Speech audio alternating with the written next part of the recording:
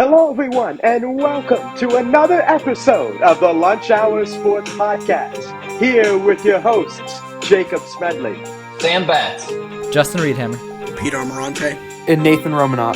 Today's special guests. Cameron Whitney. Topics today include an MLB offseason filled with moves, big free agent signings, and big trades. Sam will break it all down, and the NFL regular season is coming to a close. We will update you on the playoff picture, who's in the hunt, who is in control of their own destiny heading into the final weekend, and the college football playoff is coming to a final game in about a week on Monday.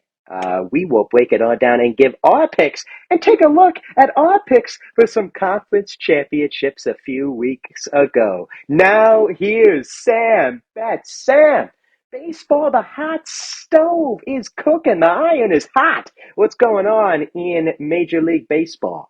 And MLB, the offseason stove has been cooking right now. We've had a lot of trades. We haven't even talked about baseball in a hot minute. So we're coming right back in. We got some big trades, some big signs to talk about. We'll start off with the big one that happened here in early December. We had Juan Soto going to the New York Yankees. And this was a big package too, which also included Trent Grisham. For the Padres, they received Michael King, Drew Thorpe, Johnny Brito, Randy Vasquez, and Kyle Higashioka. Jake, this is a pretty big trade.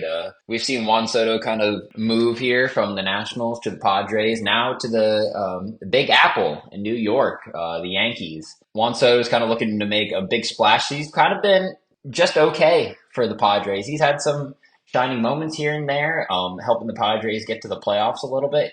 But really, he's kind of struggled a little bit in Padres. We haven't seen that Juan Soto flair, that Juan Soto shuffle that we're used to seeing him. But right now, I think this is a really big move for the Yankees. They've been kind of subpar here. They've been making it to the playoffs here and there. But I think after this year, they really just struggled. They need help in the outfield. We have Aaron Judge out there, making sure he's out there in right field. Giancarlo Stanton, who's been in the DH spot, has not played well at all. I think the Yankees were in this trade were looking to get a big bat. I think the Padres were kind of just trying to shell out someone who just didn't really work out for them. I just don't think Juan Soto was that piece that they would help them out. So they moved him out to New York, and Trent Grisham struggled a lot the past 2 years. Coming in as a rookie, came in really hot, but really kind of faded out. The Padres did get some pretty good rookies and prospects. They got Drew Thorpe, Johnny Brito. Johnny Brito definitely had some time in the MLB and really shined a little bit, looking to be a nice young starting pitcher. Michael King has had a decent amount of experience in the MLB, coming in relief for the Yankees.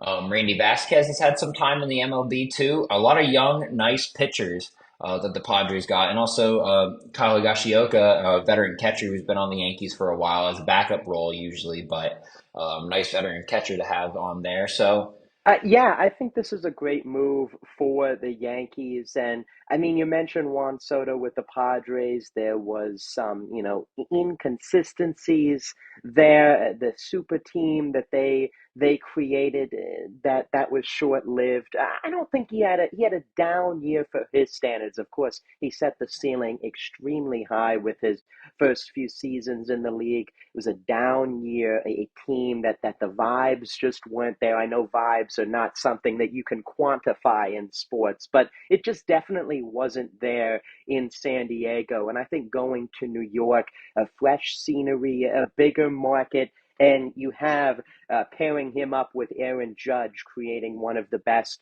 duos in baseball with the bat. The Yankees needed protection in some way for Aaron Judge, and I think Juan Soto helps with that. And Trent Grisham, they needed left-handed outfielders, and the Yankees, the short porch and right, they finally get a guy who can mash out there. And yeah, big haul. I like what the Padres got as well. I think Michael King's a good pitcher, but Yeah, a big move for the Yankees, and still rumored to be getting some other moves as well. They should be in the market. Jake, just kind of continuing on, they've already gotten Alex Verdugo too. I wasn't really going to mention this, but just as another you mentioned left-handed hitting. Well, Alex Verdugo is definitely that guy. The Yankees were able to get him for the Red Sox. So just kind of keeping that in mind too. Stocking up on outfielders, stocking up on left-handed hitters, and stocking up on guys who have the potential to kind of be stars. Alex Verdugo's had pretty successful career so far, moving from the Dodgers to the Red Sox and now the Yankees. The Yankees are making some moves. They're going to try to make a playoff push, and they're definitely showing that. And also with Juan Soto, I mean, he was an all-star, won a Silver Slugger. Definitely still up there, but not as hot as we like to see him. But now the Yankees, who knows? It's going to be interesting to see how those bats roll. Moving on here, we have Aaron Nola. We had to talk about someone for the Phillies because the Phillies have not made any other moves of significance. They did trade minor leaguer Oliver Dunn for some prospects, but other than that, and Aaron Nola signing a 7-year deal, long term. Not much else is going on for our Phillies, unfortunately. Aaron Nola, he's been up and down. He in 2021, I believe he was, and correct me if I'm wrong, Jake, he was third in NL Cy Young voting. I believe so, yes. Yep. He's been an all-star. He was all MLB second team in 2022. He's helped the Phillies in multiple times get to the postseason, even their World Series run that was fortunately cut short by the Astros in 2022. He's helped them get to the playoffs this past year, unfortunately, when they lost. Kind of a good deal, I think, for the Phillies. I really would like to see Aaron Nola become more consistent. I feel like he has some really good games, but whenever I do see him, he does end up giving up at least one home run. I feel like I just always see that. I'd like that to maybe him go out there, kind of shut people down like we've seen Zach Wheeler. Zach Wheeler's been on top, and I really like to see him pitch. Unfortunately, I'd like to see Aaron Nola just kind of just keep up with that, keep up and just get those shutdown games like we've seen Zach Wheeler has time in and time out. Yeah, Sam, I agree, but I also disagree in the fact that I do see your point. I think Aaron Nola struggled last season. He struggled with the home run ball. I will counter, though, with I think the pitch clock was a big factor, especially out of the gate for him. Later on in the season, there were some more adjustments listening to some other guys that cover the team and report. And again, through other podcasts and reporting that I listen to is he used his fastball better, a lower, higher in the zone, and used his arsenal better through the pitch clock. And I think that was evident earlier on in the playoffs. It wasn't exactly the same guy. He has had to make adjustments with the new pitch clock. But looking at the starting pitching landscape, looking at his resume still for what he has done as a pitcher in this league, it's a price that they had to pay. It's a premium position as starting pitching, and yeah, I think it's a great move for the Phillies, despite his inconsistencies last season. Of course, he will probably continue to frustrate us at times over the next 7 years, but in totality, I think he's still a top 25, 20 starting pitcher in the game. So I think it's a great get. I just wanted to kind of bring up a subject we were talking about before the podcast started. With you, me, and Jake were talking about how Aaron Nola's frustrating season last year kind of raised some questions of, do the Phillies even bother re-signing him? You know, he was so inconsistent that he didn't, not to everybody, or not like a big slap in the face, but it kind of seemed apparent that it would be a big question as to whether they would re-sign him because of that inconsistency. And to be honest, like we were talking about, having him in 2021, I think was the year we mentioned him being third place in Cy Young Awards, and then all of a sudden have that big drop in your playing. Do you guys believe that we could see a pickup from Aaron Nola this coming season with, like you mentioned, Jake, with this pitch clock management kind of being under his belt a little more? And I like to say that I always feel for every sport that the team around you has a big impact on your performance personally as well. So I feel like with the other pitchers the Phillies have, Zach Wheeler, Michael Lorenzen, I think I said his last name correctly. I believe he's a free agent. Lorenzen is Oh, a free is he a free agent now? Okay, so especially with Zach Wheeler, I think he was a big target I was going to focus on anyway.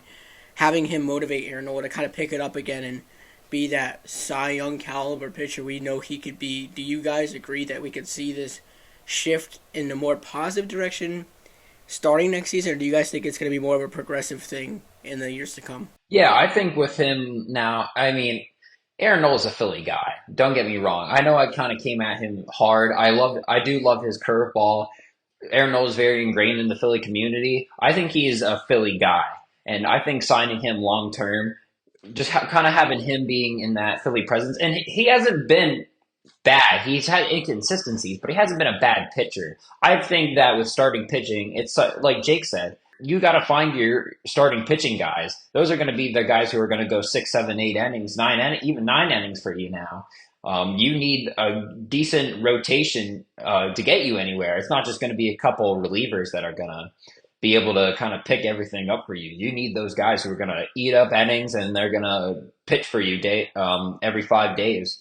So I think that Aaron Nola, I think that he's definitely going to pick it up. And I think they are changing the rules again for the clock. I believe now with runners on base, it is 18 seconds instead of 20. So another adjustment he's going to have to make. But I think kind of with it having under his loop, I think he's going to bounce back. I think the Phillies are going I'm not going to get too ahead of myself. I think I'm going to stick with Aaron Nola. I think he's going to bounce back. I think he'll figure it out next season. Jake, what are your thoughts on this? I kind of see you shaking your head here, but our listeners can't see that. Yeah, I agree. I think that he's going to bounce back, and I know Sam will touch on some other pitchers that are on the move that had down years as well. You had some succeed and some that were able to adjust. Some of the great ones like Zach Wheeler, like Garrett Cole. Some others were able to pick up the pitch clock right away and thrive with it.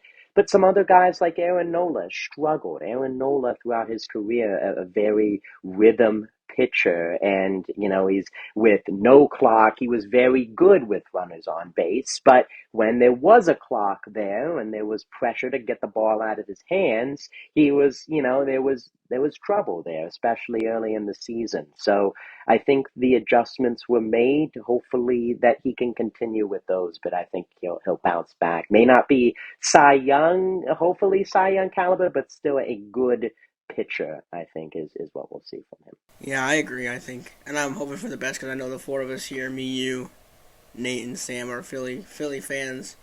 So my last question regarding the Phillies, and I would like to include Nate in on this as well, would be, since we haven't seen the Phillies make very big moves yet, except for the big Aaron Nola signing and trading some prospects around, what do you want to see the Phillies do before the season starts? Where do you think their focus should be? Oh, Pete, that's a good question. I think it would be nice to get another starting pitcher. I know they have Christopher Sanchez who's kind of been coming up. I think they just need another starter. I think having the bullpen kind of where it's at right now, it is what it is. I think like the bullpen's just always been such a big thing. I think we just need one more starting pitcher. I think our bats look all right. Obviously, they didn't during that last series in the playoffs, but I think the bats are okay right now. I think the biggest thing for the Phillies to do right now, maybe find maybe one other starting pitcher, maybe a little bit higher tier, maybe like kind of middle of the road, upper like in between that somewhere. I'm not really sure how to describe that. One more guy, and also maybe just to find some consistency. I think the Phillies are very good one week, bad the other, kind of switching up here and there. I think they just need to find some consistency. I think once they find a good rhythm, and even if one guy's down, other guys are able to stay consistent. I don't know. I think they just need to kind of minimize the inconsistencies and keep moving forward. Yeah, I mean, I pretty much agree with everything Sam said. I'm not obviously as big a baseball guy as Sam or Jake, but from what I have seen from watching the Phillies, especially more closely over the past couple years, starting pitching, it's always like pitching has kind of been the issue. I feel like especially that was prevalent when they got to the postseason. I feel like if they would have had one more solid starting pitcher, perhaps that World Series against the Houston Astros would have gone a little differently. I just think they're missing, like Sam said, that one like key guy who can come in and be that solidified third guy behind Wheeler and Nola. Obviously, the pitching market right now in the MLB, there's a lot of guys out there, so there's guys for him to go and look at and pick up, and I think they should pull the trigger and go sign one of those starters. I really think that, because I'm not too worried about the hitting. I think that the hitting, sure, they'll go through their lulls throughout the season, but the guys they have on the roster right now, I mean, come on, those guys can swing the bats and get the bats going. So I'd really focus on just shoring up the pitching and getting, one more solid starter, like Sam said. Yeah, I think, to join the rallying cry, if you will. I think a starting pitcher would be great. I know there's a lot of names circling around right now: Blake Snell, Jordan Montgomery, some others, Shoto Imanaga. The Phillies are, in those circles. They were linked to Yoshinobu Yamamoto. They didn't get him, went to the Dodgers, but the fact that they were in those discussions made him an offer, shows that they're willing, they know that they can make a move like this. And we just talked about Aaron Nola, but imagine a three-headed monster, if you will, and creating one of the best rotations in baseball with a potential Wheeler Nola Snell, Wheeler Nola Montgomery, who was a big piece in the Rangers World Series win. So the Phillies know that, I think, from their offers and from their linkings to guys. I don't know if I don't think it's a matter of time, but I think it's something that, like they've mentioned, it's something that could take them over the top, and it helped them start off better, which I think is the biggest thing. And they've started very poor the past few years and had to really ramp it up late.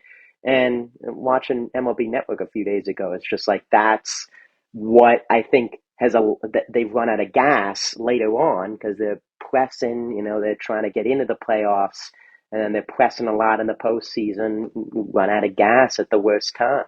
Yeah, I agree with everyone. My thoughts have been from the start. I was really hoping we get Yamamoto on our team, because just watching him throw, videos him throw, is scary. But I mean, I agree. If we could get a guy like Snell or Montgomery to add that third man who can really and even in the series, like a 3-game series, especially against the team we all hate in the Mets, we hate the Mets. So imagine a game where we can have a sweep and down in game 3 and Blake Snell's pitching. Imagine that Philly crowd, getting behind Blake Snell. I mean, the Philly crowd will always get behind Philly, but no, I think that seeing the Phillies make moves for pitchers is giving me hope for this team and what they definitely need. But I'm kind of stretching this conversation a little bit, but I'm interested. Sam and Nate and Jake, really quick. Snell or Montgomery, if you could pick one. At first, asking it, if I didn't even think about it, I would say Blake Snell. Top of my head, I want Montgomery. I am going to go with Montgomery. Snell needs to throw more innings for me to, but both are perfect as a number 3 starter. Perfect or number 3, either one. But Montgomery is a proven winner. All right. As much as I love to talk about the Phillies, they have not. We've talked about them most, and they've only made 2 moves this year. So moving on. Now we're going to go to the Padres, and the Padres have made actually some pretty decent moves here. They've gone overseas to get some decent relief help. They've got Yuki Matsui out of the Nippon Professional Baseball League. He pitched for the Golden Eagles. There were a lot of international stars who we're going to talk about from Nippon, from the Korean Baseball League, who were actually taken this offseason. And I think that's a really kind of cool thing to see, that they're going over to Asia now. Asia is now becoming a pretty popular place to get some premier stars. And we'll talk about this as we go on. But kind of moving on to Yuki Matsui. With his time with the Golden Eagles since 2014, he's 25 and 46 now. He is a relief pitcher, so don't let that scare you. Looking at win-loss record for relief pitchers, not what you're looking at. ERA is 2.40, so I mean he's definitely been able to hold off some runners there. He's had 860 strikeouts and 236 saves. He's been a 5-time NPB All-Star. And he's also been a three-time Pacific League Saves champion, 2 of those recently in 2022 and 2023. He was also part of the World Baseball Classic team for Japan that won the gold medal, and that's going to be another reoccurrence that we're going to see here too. But they did beat the United States, as Nate is giving the thumbs down. But I think he's a really solid pickup. It's kind of always, and again, this is going to be another theme. It's kind of hard to tell whether overseas baseball players are going to have success in the MLB. We have seen a lot of guys with some success. Obviously, we're going to talk about one of them here. I always keep alluding. I'm alluding to a lot of things I'm going to Let it talk out, about. Sam. Let it out. Let it all out. But kind of moving on, another reliever that the Padres got, this time from the Korean Baseball League, was Woo Suk Go from the LG Twins. Comes in with since 2017, 1926. He has a 318 earned run average, 401 strikeouts, and 139 saves. Not one of the bigger guys. I mean, he is one of the bigger guys in the Korean Baseball League. Decent numbers, but again, kind of have to see how those guys go. I think they're going to be a nice two nice left-handed pitchers actually coming in for the Padres here. So, oh, actually, I'm sorry. Go is actually a right-handed pitcher, but anyways, I think two nice international pitchers coming into the Padres just to kind of see how they do. Jake, what do you think? Sam, we're going to take that mistake out of your budget right there. So Out of my one can't be cent. making those after all of those great stats. But yeah, I don't know a ton. I got to be completely honest. But I looking at the Nippon Baseball League and the Korean Baseball League as a whole, like you mentioned towards the beginning, don't know specifically on the players' success. Great pickups for the Padres. We talked about them earlier with the Juan Soto trade. I think these are nice additions to the bullpen, which struggled. Of course, Josh Hader is imagined to be out the door as well. So you add these guys into the mix, unproven. You give them these contracts and to prove themselves. And super excited to see what both of them do in a Padres uniform. But to look at the contracts given out to a lot of these players from the Nippon Baseball League and the Korean Baseball League is great to see. And going back to the World Baseball Classic, that was the showcase, and I think that is we're seeing the byproduct of the amazing performances from Team Japan, Team South Korea, Team Korea in those matchups, and seeing a lot of these players. The World Baseball Classic showcased to the world the amazing talent of these guys and made them such a hot commodity, which is amazing to see and something we haven't seen in a while in baseball. I'm so glad. And of course, a guy named Shohei Ohtani, who has become the best player in the sport, is also, not a bad recommendation, I guess, is the word. Hey, we got this great player from Home Baseball League, and now he's the best in the world. And one thing I'd just like to mention is that for these Padres pickups, they're on pretty good contract. Matsui's on a 4-year, $21 million deal, and Go is on a 2-year, $4.5 million deal. So again, signing these guys for a decent amount of time, but for the price, I think they're pretty decent pickups too. Moving on here, we're going to go to the big boy.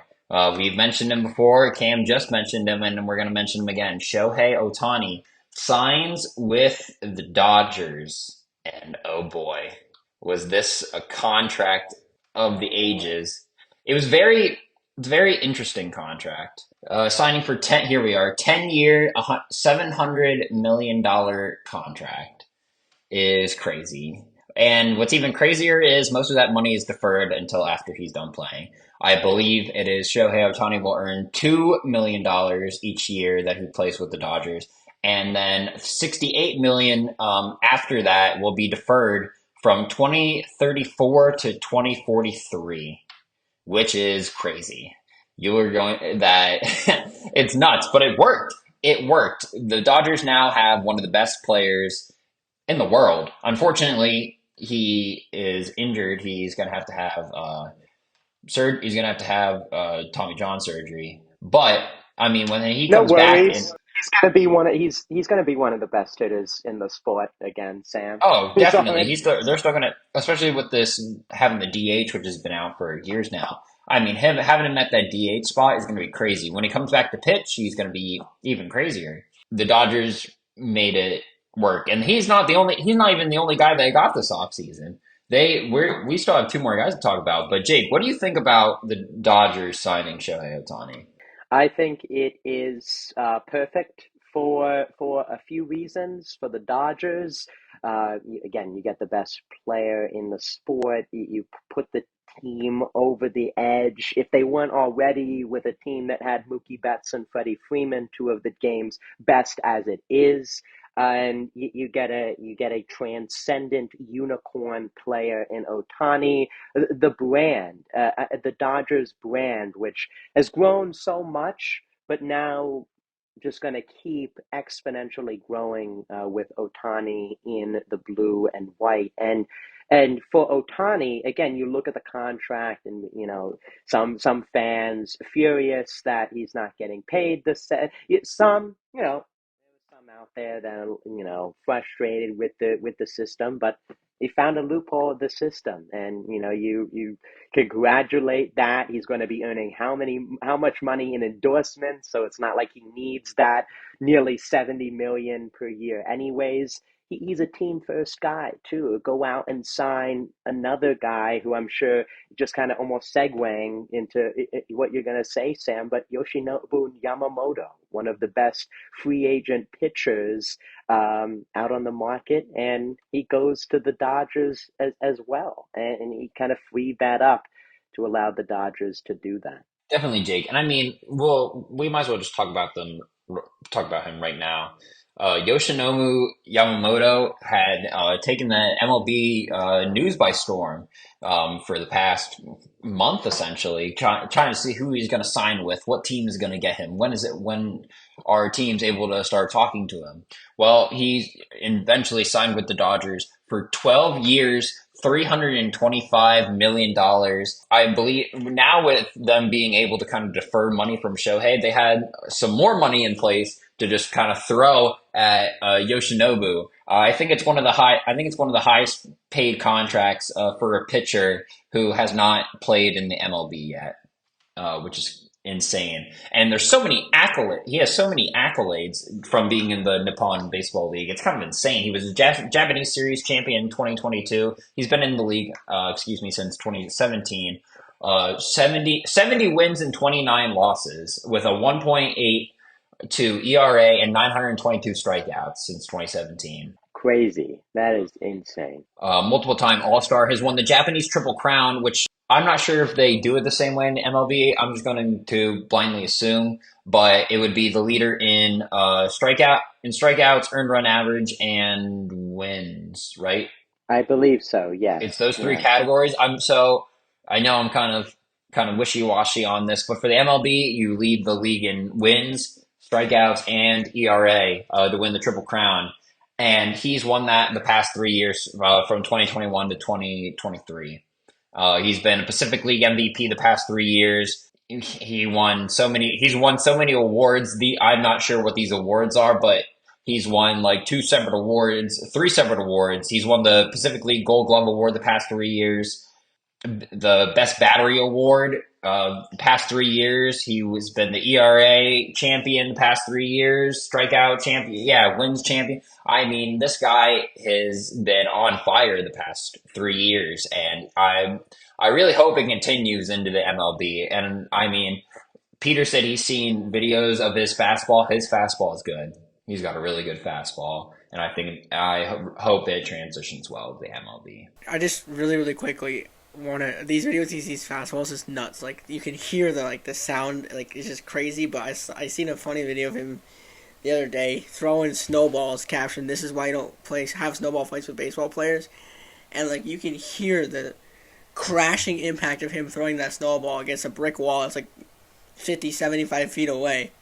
And it's the power behind his pitches. I'm so excited to see him in action in the MLB, to see what he can do with some of these top batters of the league. I want to see him go head to head with some of the best bats and see what he can do. See him strut his stuff, because I think he's going to be a much bigger threat than some of these people don't realize, who aren't following him as closely as they should be. Also, just another move the Dodgers made. The Dodgers also traded for Tyler Glasnow, and they also see veteran outfielder Manuel Margot for Ryan Pepiot and Johnny DeLuca. Another guy, now Tyler Glasnow has struggled with injuries, but he's had these flashes of stardom. He's been fairly decent pitcher when he's healthy, but it's just kind of about him being healthy. The Dodgers did eventually end up extending him after they received him in the trade for 4 years, $110 million. So the Dodgers are decent on money right now, and they're willing to give it to someone like Tyler Glasnow, who has the potential to help their rotation. And I mean, their rotation's already pretty powerful now with Yoshinobu Yamamoto, now Glasnow, and Walker Buehler, and eventually, hopefully, Shohei Ohtani comes back into that rotation. So the Dodgers are setting themselves up to be a powerhouse for the next couple years here in the MLB, and it's kind of scary. It's very scary for our NL Phillies and just anyone in the MLB. I think they're going to be a very good team. They're kind of forming their dynasty for the next couple years. Yeah, Sam, I think you look at those moves and of course the Yamamoto one. There were so many other teams. Just looking at the market that was involved with him, you had the Mets, the Yankees, who we talked about earlier with Soto were in on him. The Giants again. We mentioned the Phillies made an offer. I mean, so many teams were in on him.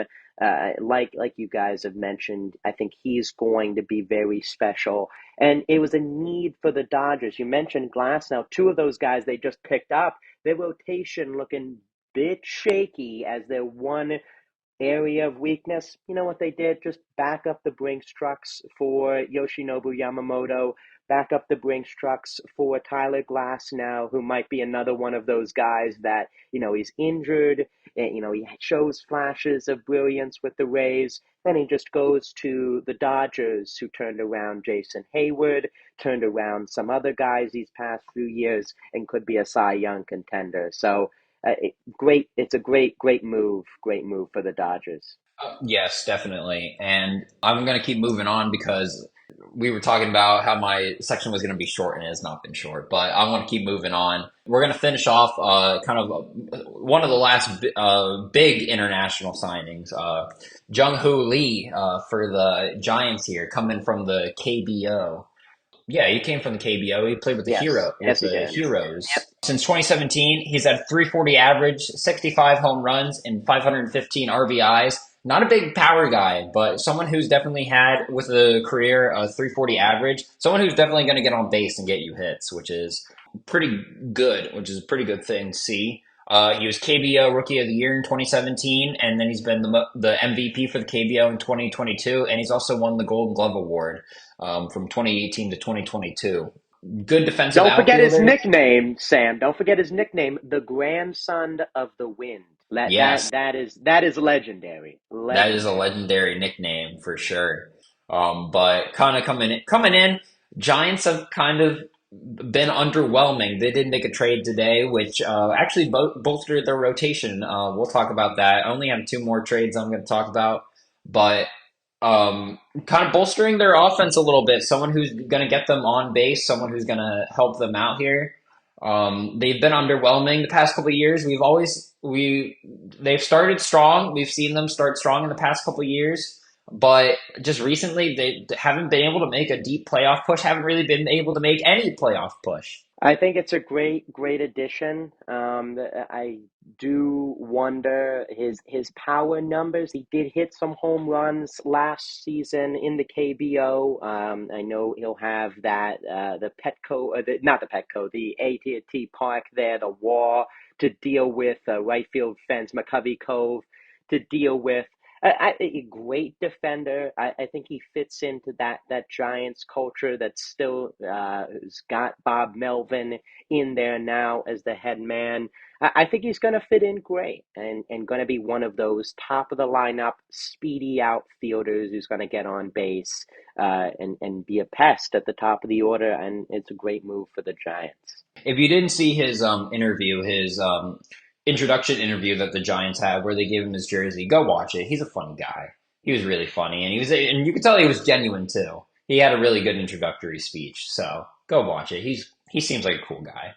Coming up on the last two trades, we have Chris Sale, multiple-time All-Star, heading to the Braves in exchange for Vaughn Grissom, a young shortstop, looking young infielder, young shortstop, kind of looking Has had some flashes of big moments. Red Sox kind of looking to kind of ship out. They're kind of in a rebuilding phase right now.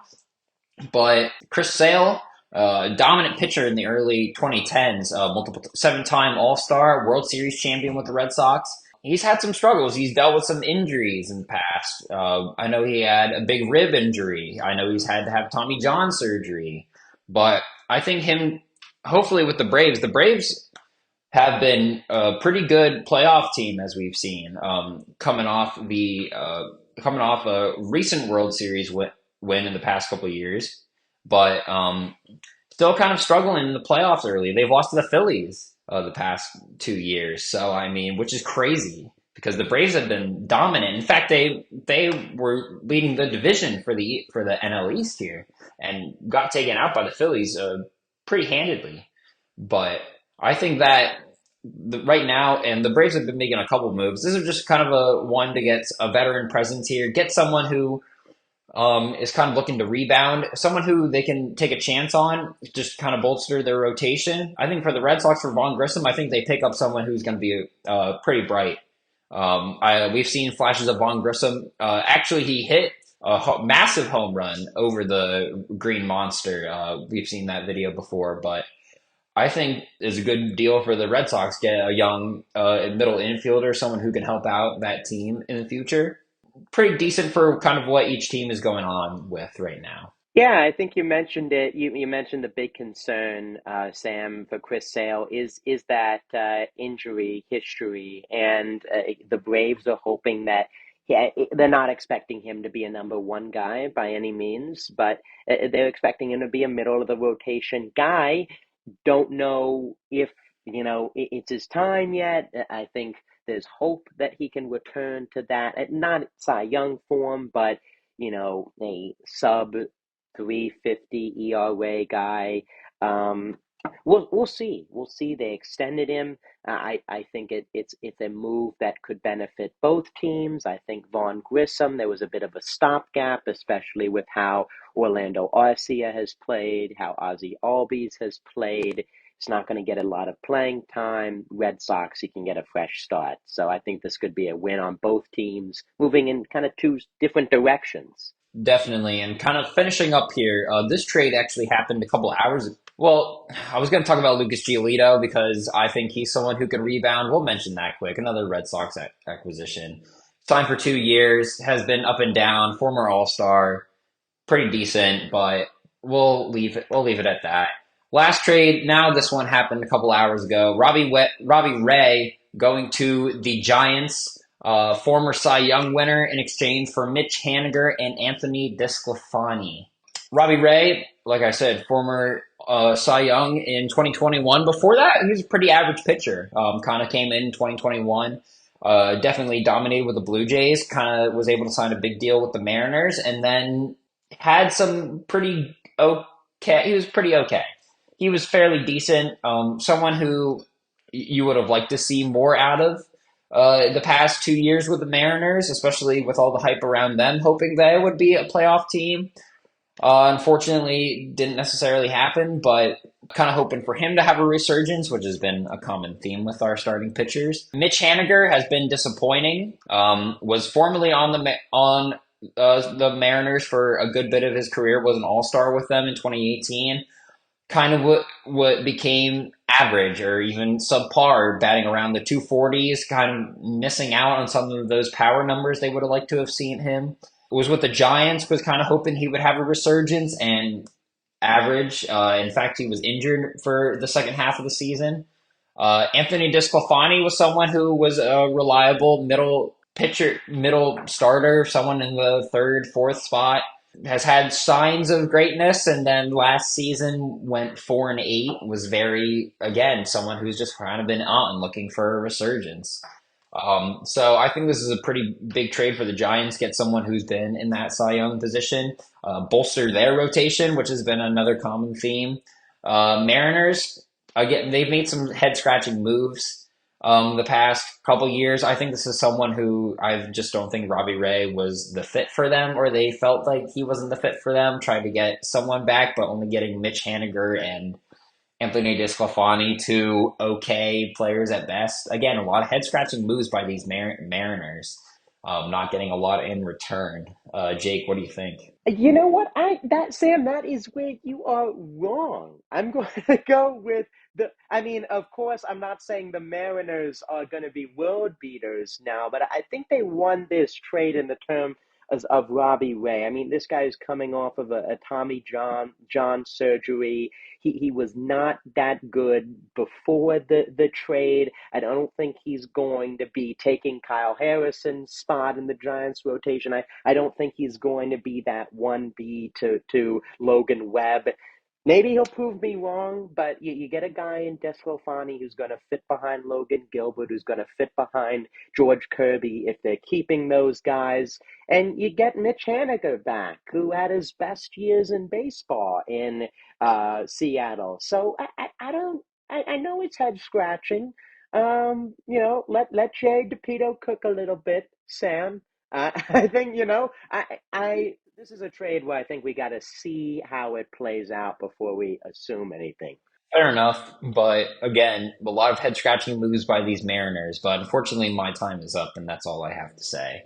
So now everyone can give a sigh of relief as we talk about NFL football, and I'm done talking now. So see you all next episode. Thank you, Sam. Thank you. Now here is Justin. Justin, you've been waiting for a long time, my friend, and take it away. Thank you, Jacob. You're right. I've been here for what seems like a millennium, but now we are ready to talk about the NFL Week 18 to be precise, which is one of the most exciting weeks of the season, as we've already had a couple teams lock up their spots in the playoffs. A couple teams are already looking ahead to the draft, and then there are a couple who still yet need to get their bid for the Super Bowl. So, without further ado, I want to start at the very top. We're talking about are the one seeds of the AFC and NFC, the Baltimore Ravens and the San Francisco 49ers. The Ravens, of course, earning their number one seed after defeating the currently 2 seed Miami Dolphins in a lopsided affair. And then, of course, the San Francisco 49ers earning it by winning and then also getting a little bit of help from the Arizona Cardinals, of all people, defeating the Philadelphia Eagles in a head-scratching affair there. But let's talk on the AFC side first. I'm sure you guys want to gather your thoughts for that second one there. So let's start. No, I have them gathered, Justin. I have them already. All right, well, let's start with the Baltimore Ravens anyway. What a fantastic season they've had. Lamar Jackson at the top of the MVP conversation. They've had injuries, of course, with Mark Andrews, but still they've chugged right along. 13-3 right now. Their defense playing the lights out football. Their offense is just scoring at will. It seems like, their year really to take the Lombardi Trophy. Let's just be honest here. They've been the best team in the NFL this year, and I don't really think it's debate. I mean, they went to San Francisco and beat San Francisco quite handily. Lamar, maybe a bit of a shaky start to the year, but he has played lights out down the stretch here. Definitely, I think the lead candidate for MVP.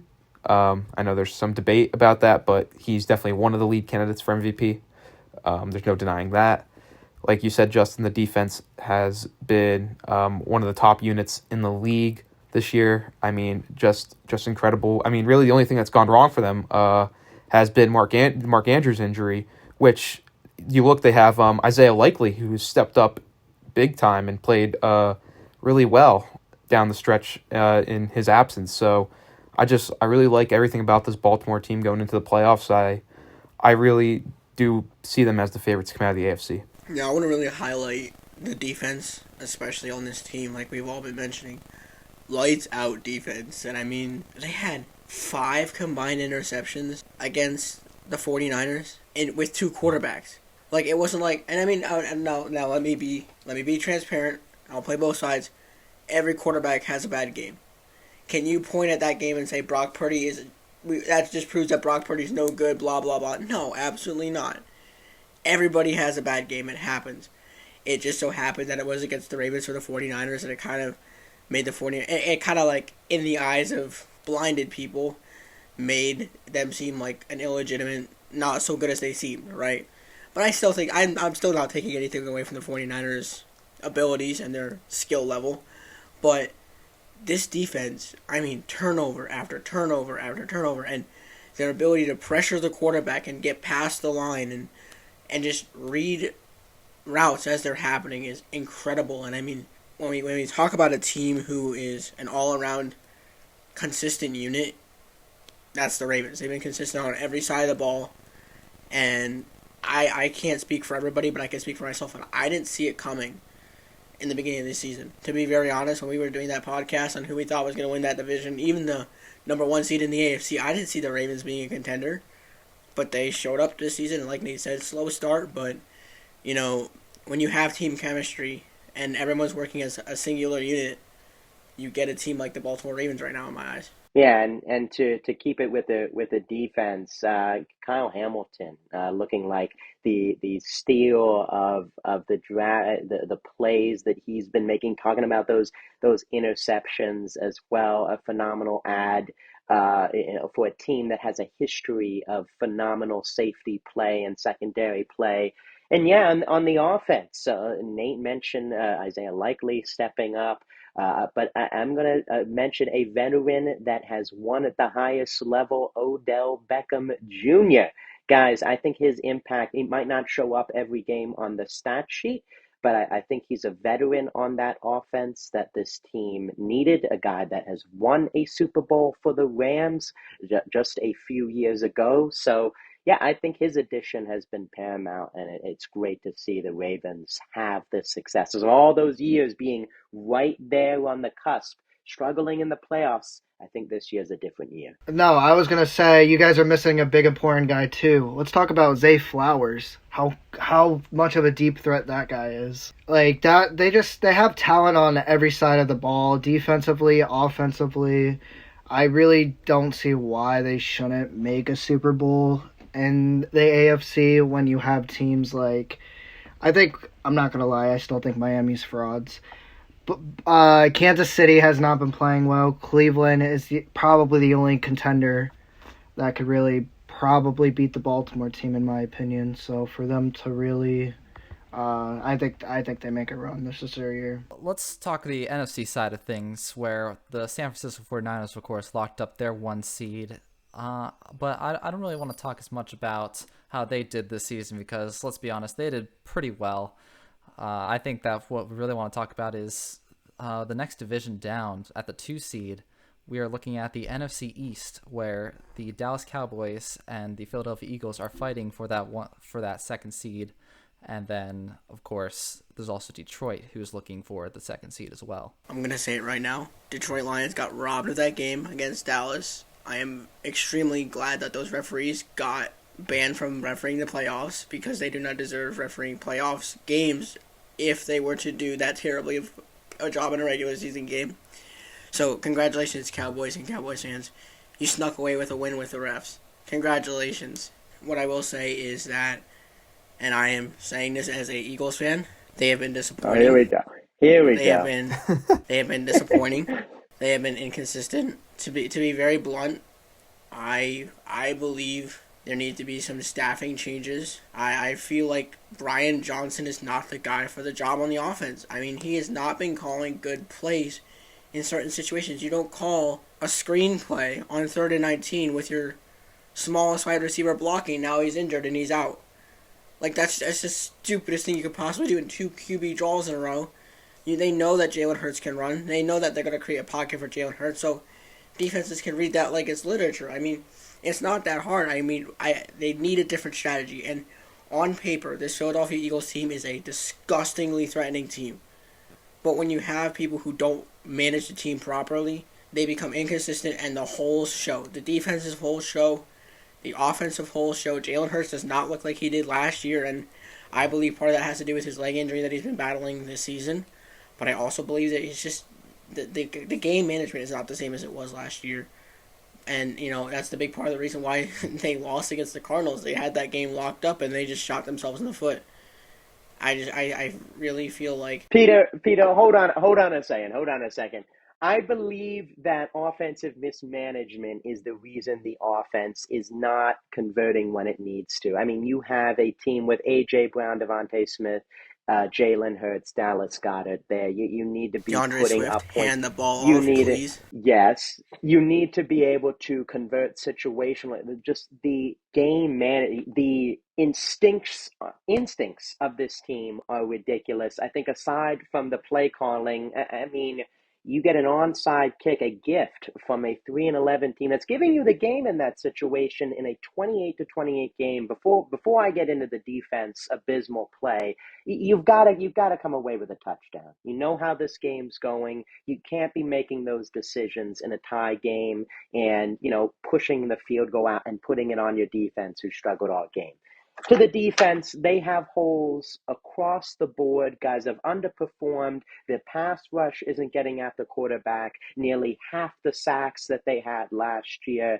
Their coverage, I mean, you've got rookies out there that are having to play on the ends, like Kelly Ringo, who was a good draft pick, a great player at Georgia, but he's starting as a rookie now because Darius Slay is hurt, James Bradbury has struggled, and you see the negligence of the linebacker position coming back to bite them in the butt. And you see, year after year, they did not draft there. And, of course, it's the Eagles' way, if you will, but you're running out Shaq Leonard, who was dropped by a playoff team for a reason, Nicholas Morrow, and Zach Cunningham, who've been in and out of the lineup and are not stopping these good tight ends, running backs on other teams. It's offense, it's the players underperforming and play call mismanagement. Defense, the holes are getting exposed all over. I just think that. Would you agree that Brian Johnson is not the guy for this offense? That's what I'm saying. I'm saying that he's not managing the offense the way that offense should be. I believe that it is, but I also believe that there should be blame all around for this team. Oh yeah. I mean, oh yeah. What's Sirianni providing for the team now? What is he doing now? He deferred. He made the decision to defer play callings to this guy. He's putting trust in another guy, and it's clearly backfired. Where's the change to take it back? With the only change that has been made was the Matt Patricia change out for Sean Desai at the defensive coordinator position. But nothing, and of course, he's constantly brings up the numbers and the scoring stats. Yes, you can look at that, throw the analytics out the window for a second and realize that these plays are stupid and some of these guys are not performing the way they should. You have players that are yelling at each other on the sidelines. Head coach needs to step in. Head coach needs to take control in that situation. I agree. I think it's in the offseason, no matter what happens, there needs to be a giant meeting with the entire whoever is running the Eagles at that point, whether it's the same coordinators or not. There needs to be a look. We got patty smacked around last season, and we looked like rag dolls for the taking. What changes? And there needs to be a discussion, a serious discussion on the changes that need to be made and will be made on this team. Because then you're gonna start losing guys' interest like AJ Brown and you bring in a guy like AJ Brown last year, who one of the most dominant wide receivers in the game, and rightfully so, is extremely frustrated with the outcomes of these games. There needs to be a discussion on what changes need to be made, what the plot holes are, which the defense is a big one, and the inconsistency in the offense is a big one. How are they going to fix it? And if it were to come up again, because there's always holes in a team, right? There's always going to be these bad patches in the season. No team's perfect. No team's perfect. No team's perfect at all. What's going to happen? Who is going to make the call and say, you know what? Like we needed to have it happen earlier. Brian Johnson, we're not doing so great. Give the play calling back to Sirianni. We need someone to say, look, things aren't working. We are making a change. Not we should or we need to or we could. It needs to happen. Period. End of story. Doesn't Sirianni need to do that? He's the head coach.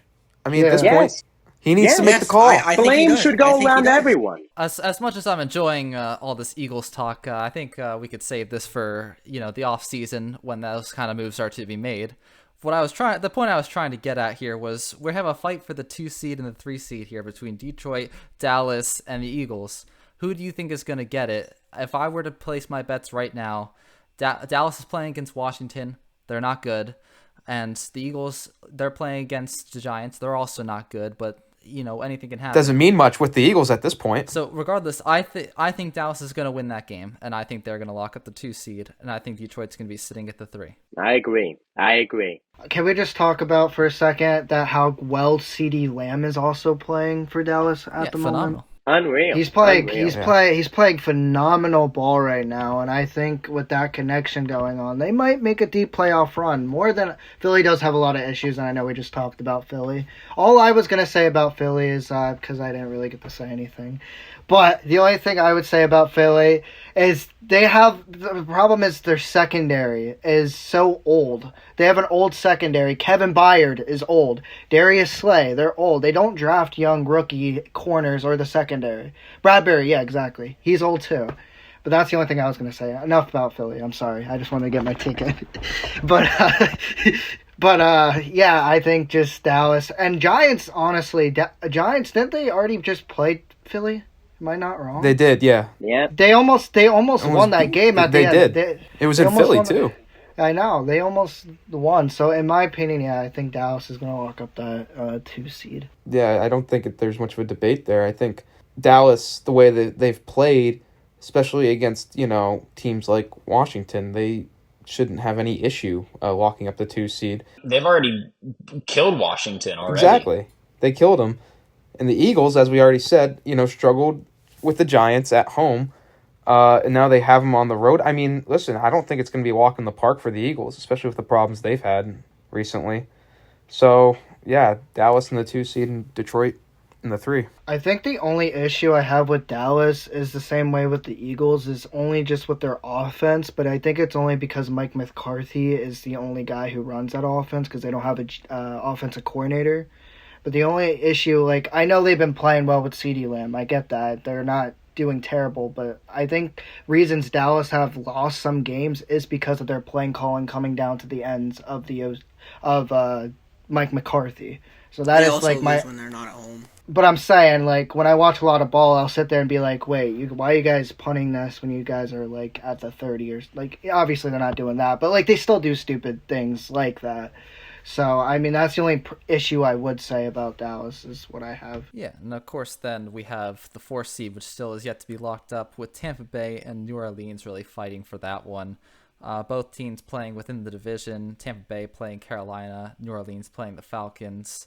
I think if I had to choose who gets that right now, I would give it to Tampa Bay, just because, again, they're playing Carolina. What are the chances that they lose to a team that's won twice all year? Especially when they're fighting for the playoff spot. It's the NFL, man. Crazier things have happened. I mean, the Saints just beat the Bucs last weekend. The Saints, they went to Tampa Bay and they kicked the crap out of them. It doesn't matter what the Saints doesn't matter. But they're playing. The they know what's on the line. They obviously know what's on the line. I think they have more experienced defense. I think the Saints will get it done. I'm not doubting the Saints are going to win this week. What I'm doubting is the fact that the Tampa Bay Buccaneers would have to lose they would then have to get knocked out. The Buccaneers are right now in the spot. They are right now in the 4.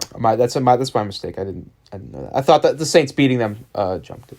They are right now sitting in the 4, and if they lose, then they can drop. But that's the only way that the Saints get it. You never know. I'm just gonna say both teams they both have their struggles, which I was kind of a letdown with the Saints with how well, when they started bringing in out, when they had Alvin Kamara, who's the other backup that came from Detroit? Why can't I think of his name? Jamal Williams, Derek Carr. I thought this offensive team, Chris Olave, I thought this offense was gonna explode, be great, do something fantastic. Kind of a letdown, but I will say with Tampa Bay, the only issue they're having right now is Baker Mayfield. I think his ribs or something are injured or something, so that might be a potential you gotta watch out because of Baker. I think he is still playing, but he gets hurt that game. It could just go in the Saints' hand, but also, and even more so, you gotta be concerned with re-injury. It's a divisional game. It's gonna be a close game no matter what. I don't think anybody's gonna be it's gonna be 40-0 or whatever. It's gonna come down to either a field goal at the end or maybe some touchdown. It's going to be a close game. And I mean, Tampa does have talent, but the problem is they haven't really used the talent to their advantage. And basically the only guy that's really been popping off is basically Mike Evans. I see Tampa winning that game only because they're going to try to lock up the 4th seed, but I don't know. Yeah, and then we just have the last wild card spot too, of course, with Seattle, New Orleans, Minnesota, funny enough, and Green Bay all vying for that one spot there. It's a toss-up. Anybody can really win this one, but if I had to go give my guess now, I'd say Green Bay has the best shot. Over New Orleans? I think so. Jordan Love's been playing really well lately. Bears is going to be a tough matchup. I think that's going to be a heated one. Of course, the rivalry in play, the two quarterbacks that are playing well. I like the pick, Justin. I'm gonna stick with you. Go Pack, go. I think, honestly, I think a lot of people, because the problem with Jordan Love, right, is he'll play either really well one game, like he'll like throw for like 3 touchdowns, 300 something yards, and then the next game he'll just like not do anything at all, and then you sit there and you're like, yeah, what is this guy doing? Like, what is he on? Give me Sean Clifford. Yeah, like he's just he's back and forth, but I agree with you both actually too. I think Green Bay's I think Jordan Love's gonna be good probably in the next few years, maybe even next year make that other more leap. So I'm gonna go with Green Bay as well. I think they're gonna lock that up. Like you guys said, though, he's been playing really well, especially recently. And Sunday night on New Year's Eve against the Vikings, I mean, he was clinical in that game. You know, absolutely diced up that Vikings secondary. And shout out to our boy Sean Clifford. He did get some time in that game. Also completed a pass, so I'm gonna shout him out. But it's gonna be tight because, as you said, Jake, this is not like a cakewalk for Green Bay. The Bears have been playing pretty good recently. I think they'd like to end their season on a high note, especially knowing that they are guaranteed that number 1 pick. You know, so they're just going out there and playing. I think Justin Fields is going to go out there and play well. I think it's gonna be a really tough game, but I guess I'll lean Green Bay to squeak out the win and take that wild card spot. But I would not be surprised at all if Green Bay lost and the Saints got won and were propelled into that wild card spot. Yeah, I'm battling in my decision between the Saints and Green Bay right now because I feel like the Saints have the caliber to even lock up that 4 spot if they had the opportunity. If Tampa lost, obviously, but the Bears, like you said, they are playing their hearts out. They just want to end on a high note. I think that they stick with Justin Fields for another season. I don't think they draft another quarterback this season because there's questions around it earlier this season. But I won't take anything away from Green Bay. Jordan Love has been playing really well, for him kind of being in the shadow of Aaron Rodgers. But I will lean Green Bay, but much like Nate said, it would not shock me at all to see New Orleans pick that spot up because I feel like Green Bay has a little more things to work out in order to kind of like wholly grab that spot. So I will say, sure, Green Bay with the stipulation of I would not be surprised at all if we saw New Orleans ending up at that spot. Then let's hop over to the AFC side of things where we left off talking about Baltimore. So let's get over down to the 2 seed where we have a battle going on between the Buffalo Bills and Miami Dolphins. And of course, they have to play in the last slot of the day, so I will be stressed the entire day for that. And working at the same time, which will be quite an unfortunate circumstance. Oh, but no. we'll get to Justin. Well, don't worry about me, boys. Right now, let's just worry about Miami and Buffalo in Miami for their last matchup. Now, of course, the first time they played, Buffalo defeated Miami pretty handily by about 28 points. So this time, though, anything can happen. That was a season ago, basically, at this point. And, these teams have been through a lot. Miami has, done exceedingly well against lower competition. But anytime they've played a team at or above 500, they've lost. Except for the one occasion they play Dallas, who can't win against a team above 500 away. So can't beat a team above 500, and they can't lose it. I mean, they can't win it unless they're at home. Then you have the Bills are like the opposite there, Justin. Though the Bills love to play great against good competition, but lower comp, low to the low comp. But I mean, technically, record-wise, Miami's good competition. So if I had to call the winner of this game based on the trends, I think I'd be calling Buffalo to win. But of course, I have no idea what's going to happen. I know what I hope will happen. Is Tyreek Hill expected to play? There's no way he's not going to play. Oh, okay, so all I'll say is there was video of him in a walking boot recently, like a few days ago. I wasn't sure if his status was still up in the air, or if he was like this is more of a precautionary thing and he's gonna still play. Well, for me, this game I think is gonna still be another tough game. I mean, I like to shit on Miami sometimes because they like to utilize Tyreek as crazy as they do. Who wouldn't? Who wouldn't? But you gotta remember, exactly. Who wouldn't? but I know I get that. But I'm saying like the stipulation of this game is really high, like for a second seed. Both of these teams are gonna like really battle it out. I mean, obviously I'm biased because I want Miami to win because I'm a Steelers fan. So obviously I'm gonna be like, go Miami. I'm gonna Put be your like, go bias Miami. aside, Cam. Put the bias aside. But I mean, I think Buffalo has been playing really well recently. I think they're just starting to like. I know it's been late in the season, but I think now they're starting to figure it out. And I don't feel confident in Miami winning. Like I still think it's gonna be close, but for me, I think Bills are a different team right now than Miami. And as much as record wise says that they're not, I still think Buffalo is a lot better than Miami right now. So I think Buffalo locks up that second seed. No, no, I was just going to say, I think the biggest addition for the Bills has not necessarily been the players on the field, but Joe Brady. I think going all the way back to before they lost to the Eagles on the road in overtime and they shoot out of a game. But what he has done and transformed this offense, they've utilized James Cook a lot more. He is a very explosive out of the backfield, had a career day against Dallas a few weeks ago, and not putting it all on Josh Allen, which, Justin can correct me if I'm wrong, but it just felt like early in the season, he was trying to make the superhero play. He was trying to do everything. They've gotten back to the running game. They've allowed him to spread the ball out more. And that offense has just been the benefactor of it. And like you guys have said, I think the Bills should be favored in this game. I agree. I think the Bills are favored. I think, much like has been that talks been going around, it's going to be battle of grit and grind. I think it will come down to a wire of a game. I don't think it's going to be a handled game by anybody. I will say they are playing in Buffalo, correct? No, they're playing in Miami. Oh, and they're playing Miami. Okay, sorry, my mistake. So that somewhat puts an edge towards Miami, but it really doesn't because, Buffalo's adaptable and warmer weather's nicer to play in anyway.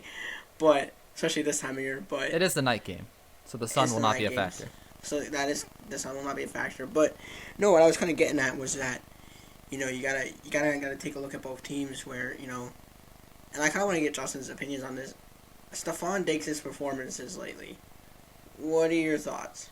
It's not so much his performance, it's more so what the team is asking him to do. So under Joe Brady, they're scheming him a lot differently. They're basically using him more as a decoy for opening up the game for players like Gabe Davis. We just got Khalil Shakir's coming on as of late in the passing game. Dalton Kincaid, of course, and then James Cook as well. So it's really not so much a downshift in performance as it is a change in scheme. Do you believe... Okay, so, and I'm asking this to you because you're a fan and because, you follow the team closer than all of us probably do. Do you believe that they should utilize Stephon Diggs more in this game or keep the scheme going? Because I personally think that you need to get Stephon Diggs the ball a little bit more in this game. Still use him as a decoy here and there, but utilize him a little more because I feel like if you want Gabe Davis is a great receiver, but if you want assurance, I mean, I would get the ball to Stephon Diggs for big plays like that, maybe like in those tight positions, and I believe that Miami's going to use Waddle, and if he plays Tyreek Hill as much as they can, so using your big players, I believe are going to make the most impact in this game. I think it's going to be a big offensive game. So what are you thinking on Stephon Diggs' role in this game? I think that Stephon Diggs, of course, should keep doing what he does, but it's dangerous to target a player just because they're great. You really can't throw the ball to somebody unless they are open, because otherwise you're just asking for an interception. Oh, no, obviously. So I think that, yes, we should try and scheme him open if we can, but honestly, I would rather we go to the surefire 3, 4, 5-yard plays, get down the field, whoever that may be. And if it ends up being Stephon Diggs, then I can expect greatness because he typically makes a great play for us here and there. But I don't really need to see the ball in his hands to be happy. I just need to see the Bills having a higher score than the Dolphins to be happy. Yeah, and they've been playing, as you said, very very well under Brady, Joe Brady recently, and I wouldn't change it up. I mean, the way James Cook's has been playing, with the way the running game has been going for them, it's been terrific. And I'll also bring up Miami is banged up on defense. I mean, they lost Bradley Chubb to a torn ACL, very unfortunate. They lost Jalen Phillips to a torn Achilles, I think, like a week or two ago as well. So that's two of their best defensive players. Their two top linebackers are out for the season, and then I believe I read that Xavier Howard, the cornerback, isn't playing this Sunday against the Bills either. So they're going to be banged up on defense. The Bills, listen, if I were the Bills, I wouldn't, change much. I'd be sticking to what we've been doing under Brady and just, let Josh Allen go out there, play, run the ball, don't force anything. Just let it all naturally come, and I think the Bills should and will win the game to get into the playoffs and to lock up the division. But let's move on now to the 4 seed, because the 3 seed's locked up with Kansas City sitting there. So the 4 seed being Jacksonville. Of course, if they win, they get it. But if they do not, then Indianapolis and Houston both have a chance, as they all have tied records, believe it or not, in that AFC South division, 9-7 for all of them. I think we all called that Jacksonville was going to get this at the start of the season, but I don't think any of us really expected Houston to be playing so well of all teams. And even the Colts, who had a terrible season last year, turning it around this year, already securing, a winning record, and now they had to play each other for a spot in the playoffs. It's one of those situations that you really can't write. I just want to give a big congratulations to the Houston Texans, and especially to these rookies on that team. C.J. Stroud, even though he got injured recently, Tank Dell, the wide receiver, those two guys, 1-2 punch. When Nico Collins isn't open, C.J. Stroud to Tank Dell is almost automatic. And then you're looking at Will Anderson is the defensive man that they drafted. He's pivotal for that defense. Congratulations, Houston. I will admit fault. I think almost putting them in the playoffs already, Peter. That's what it sounds like. Yeah. Congrats. Hold on. I'm congratulating them for their progress, because none of us can say that we expected them to be this good. I think almost all of us guarantee that they'd be the worst team in the league again. Well, you could definitely say they've hit on their draft picks. You could definitely say that. They've hit on their draft picks. Yeah, they've hit. Oh, yeah. Well, when you got 2 in the top 5, that kind of happens. It helps. It definitely helps. However, I still want to stick with the Jaguars and have them lock that spot up. However, my backup, if the Jags lose, with my little if the Jags lose clause in that saying, I feel like the Colts could do it. I feel like the Colts can edge it out. Gardner Minshew has been an electric leader for that team. We watch him play. He's an electric guy. His charisma. But I think that the Colts have just a little bit of a leg up on them. And the Texans are still dealing with a little bit of injuries with some of their players. So I think that the Colts will take it from the Texans if it comes to that. But I'm going to stick with the Jaguars. I'm going with the Colts. All right there, mister. I hope the Steelers lose out. Yeah. They're playing. Okay, let me just say something about the Steelers for a second. Now that you talked about them, we'll just talk about the Steelers now. Okay, let's go. Okay, no, okay, yeah. Peter had his shot with the Eagles. It's my turn. Okay, At first I was like, they were doing let them out, but since Mason Rudolph came in, they have been playing out of their minds right now. And plus, that run attack right now is crazy. They have the second best run duo in the NFL with Jalen Warren and Najee Harris. Yet alone, you have George Pickens, who's making phenomenal catches out of nowhere, and Mason Rudolph's being able to get it to him. I think this team actually, from the way I've been watching them play the past 2 weeks, I think this team can actually do pretty well with Mason Rudolph under center. And people were like, oh, Mason Rudolph. Oh, it's Mason Rudolph. No, Mason Rudolph's been in the system for how long now? So I really think that, and plus, you got to remember, Steelers had a shitty quarterback and still beat the Baltimore Ravens. Let's just start there, too. Cam had his Skip Bayless. It's my turn. I told you it's my turn. But honestly, I'm not gonna lie to you. If Steelers like the past couple of weeks, and I'm not even saying this because I'm a Steelers fan, because like I'm pretty honest with myself when I watch the games and stuff. But from the past 2 weeks, seeing Mason under center, like if they play like that the whole way through, they can win a playoff game at least, or even just keep going a little bit more. But that's why I'm like, yeah, let's go Steelers. Blah blah blah. Like they have a great ground attack. Like the ground attack is crazy. Like, it's just, I really think they're one of those teams that could really make a good, okay run. Not Super Bowl contender, because you're not going to make Super Bowl. Like, let's be honest. They're Steelers, but I think they can make a good run. All right, well, I think this is a good time just to bring up the fact that all these teams are 9-7. So let's get to it. Come on, let's put our money where our mouth is. Get some picks out here. We got Jacksonville, Indianapolis, Houston, and Pittsburgh, all 9-7. Assuming, let's just hear me out for a minute. Assume that we're all right and Buffalo wins. They're the 2 seed. Miami drops to the 5. Then that's KC at 3, Baltimore at 1. We have the 4, the 6, and the 7 still available. 4 teams fighting for the spots. Who gets them? Now, if you need me, I'll tell you who they're all playing. Hold on, I mean... Oh, yeah, I'll tell you who they're all playing. Jacksonville is playing Tennessee, and they are currently they are sitting in the 4 seed. If they win, they're in. Indianapolis currently sits in the 7 seed. And they play the Texans. They play the Texans. Texans sit in the 8th. They play Houston, or they play Indianapolis. So and then winner gets in no matter what there. Yeah. Winner of that game gets in. I don't know. So if Miami loses to the Bills, they're, what, in the 5 you said, right? They would be the 5. And They would be the 5. Cleveland okay. would then be the 6. Cleveland's guaranteed the 6. Yes. Yes. Yeah. Okay, so then it's 4 teams, 2 spots. From a non-biased like standpoint, let me be honest here. Steelers do not deserve it, and you want to know why? Because the Steelers lost to Houston and Colts in the season. And the Jaguars. And the Jaguars. So let's start there.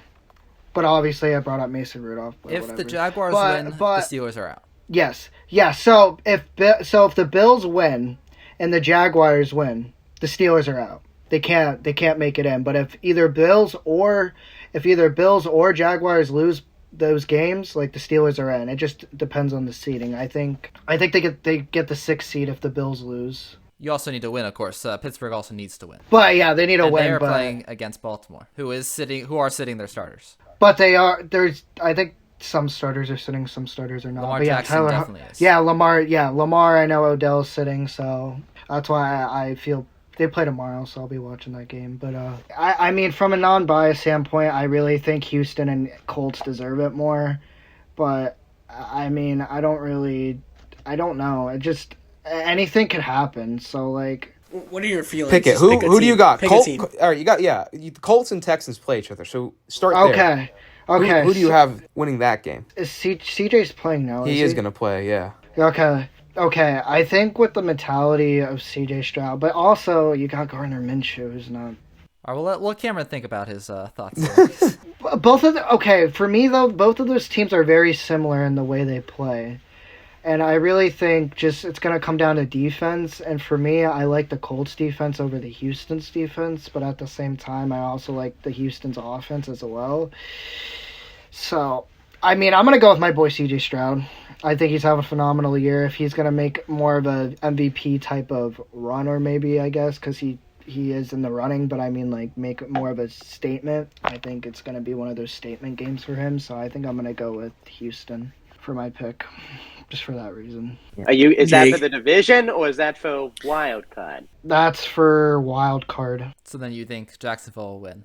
Yeah, I think Jacksonville will win. All right, so then he's got Jacksonville in the 4. And Houston in the 7. I'm going to go Jacksonville in the 4. I think Buffalo wins, putting both them and Miami in. And I think that the Texans will get in as well. So it'll be Baltimore, Miami, Kansas City, Jacksonville, Cleveland, Buffalo, Miami will switch, but both will be in some standing, and then the Texans will beat the Colts and get in. Yeah, I'm right on that same wavelength as you, Jake. I think the Texans, who they lost to the Colts early on in the season, I think that they'll avenge the loss, and I think that they'll lock up that wild card spot. Jags lock it up. They play the Titans, who, The Titans stink. I mean, yeah, they stink, but Will Levis had a couple good games in him. I think they have more rebuilding to do, which is the reason I think they don't have as much to play for. They don't have like a high note thing to play for. They don't have like draft picks to play for. So it's kind of like they're just what it is what it is kind of mentality right now. What I'm gonna say is, don't count out Will Levis. I'm not counting out Will Levis, but I am counting out Will Levis because I think the Jaguars will win that game. I do enjoy watching both quarterbacks and C.J. Stroud and Gardner Minshew play. I think they both have a massive mental impact on their team. You know what? I'm gonna give them the benefit of the doubt. I'll go Texans, locking up at 7. I think that C.J. Stroud has been one of the best offensive rookies we've seen this season.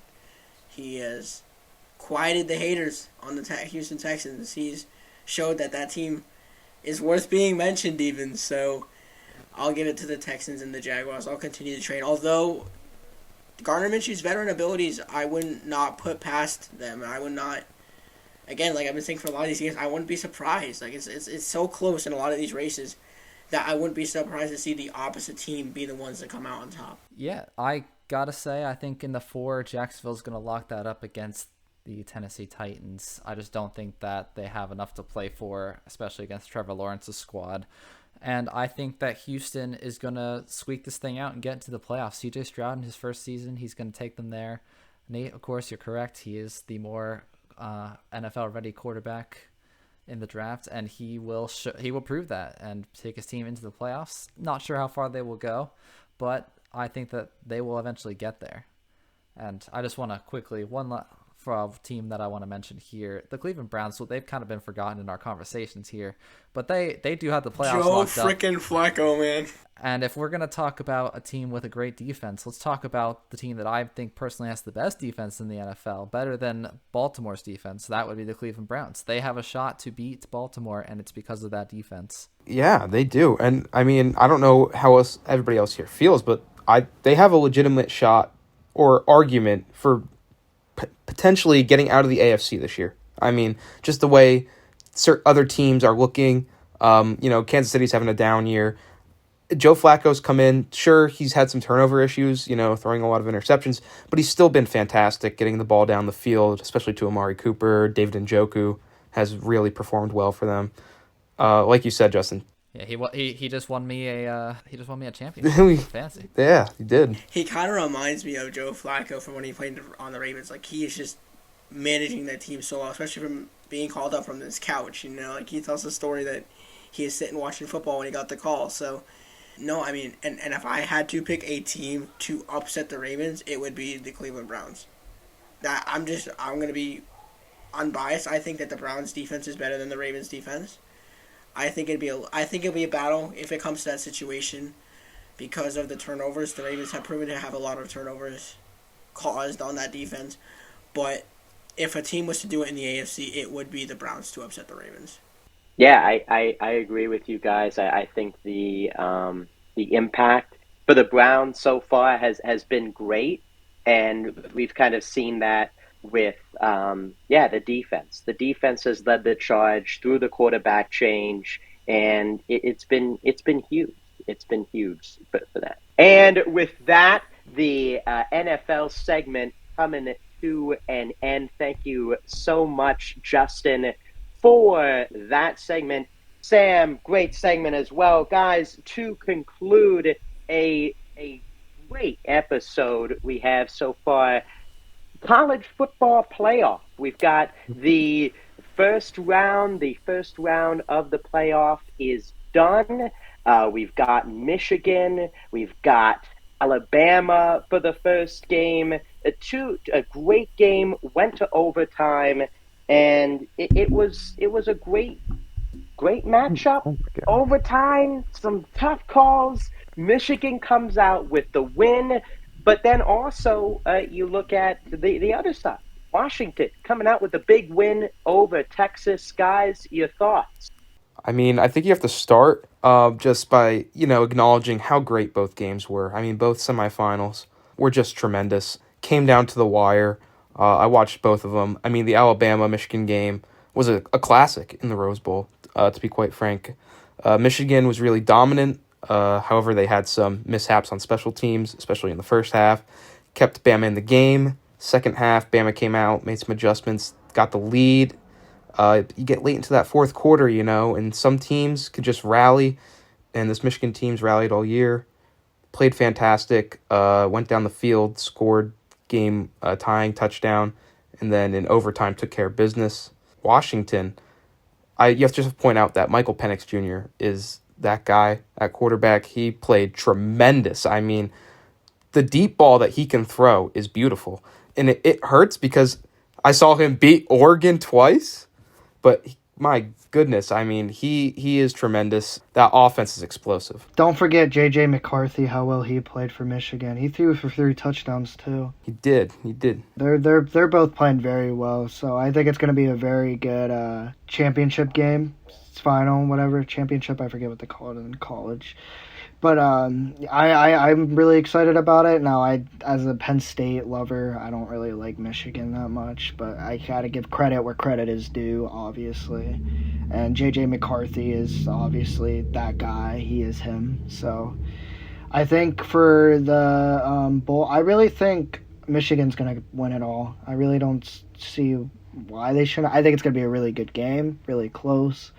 And it's going to be a very good quarterback battle between both quarterbacks as well. So I want Washington to win. I do. I really want Washington to win. But Cam, you bring it up, guys. Who are we thinking to wrap up the episode? Who do you think wins the college football championship? Cam, you just kind of brought up your pick with Washington. Guys, what else? What are we thinking here? yeah, I think Michigan wins, but Washington keeps it really close. I do want Washington to win, but I still think Michigan's going to win it all. Yeah, I mean, I fall along the lines here, somewhat biased as well, being a Penn State student and someone who's gone to every Penn State game at home. I saw this Michigan team play in Beaver Stadium this year. They're lights out. Their defense is for real, and they can run the football. I do think Michigan, I think it's their year. I think that they will win the final, as much as it pains me to say. It's just, the hardships they've been through, especially with, the sign stealing scandal and everything. I think that they've overcome so much that now that they've made it to this point, they're going to win. Yeah, I agree. I think Michigan will take it out. I mean, we're going to continue on the Penn State trend. I mean, I'm looking at 2 guys who are some of my best friends in the world, and they're Penn Staters, so obviously I'm right along with them. So I will say Michigan wins. I think they have the heart and the feeling behind it, but I won't discredit Washington for their efforts. I commend them for putting on a phenomenal show. That's the word I was looking for, was phenomenal, but a phenomenal showing. And, but I do ultimately think that with J.J. McCarthy and with that defense, I mean, that defense is nasty. I think Michigan will take it. Yeah, you're looking at one of the best defenses in the country versus one of the best offenses in the country. But usually when that happens, when you see a great offense and a great defense... Defense wins championships. Usually when you see that, it's usually the other side of the ball. It's really the other side of the ball that kind of decides the game. And here we're looking at a Michigan offense that just runs the ball so well. But then you also have this, defense of Washington that can play against these high-powered offenses like Oregon and win. So it's a tough matchup. And, in a matchup like this, I think I'm going to go with the better quarterback, because in a shootout, that's who wins. I'm going Washington. Ooh. Justin, go with Washington. Sam, you want to add in a pick here? Yeah, why not? I like seeing teams kind of go up against adversity. One of these teams obviously had to deal with something pretty big, but still kind of able to push through. I believe they're 13-0, right? Like, they haven't Both are lost all 14-0. 14-0, both teams. Oh, 14. Yeah, I forgot. Yeah. So I believe now they're going to go 15-0. I'm going to give it to Michigan. That is where you are right, Sam. I'm going with Michigan. Justin, I see your points. Cab, see your points for Washington. And, I think Michigan, like Nate said, it's their year. I think, with all the adversity that they've faced, I think that they get it done. And they win the national championship. Bring it back to the Big Ten.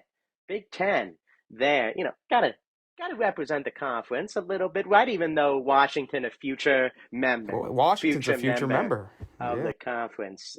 Can't wait to see that unfold in the coming years. But that will do it for this episode. Thank you so much to everyone that has listened to this longer episode of the Lunch Hour Sports Podcast, making up for all those lost weeks. Thank you all for listening. Be sure to tune in to new episodes on YouTube and Spotify.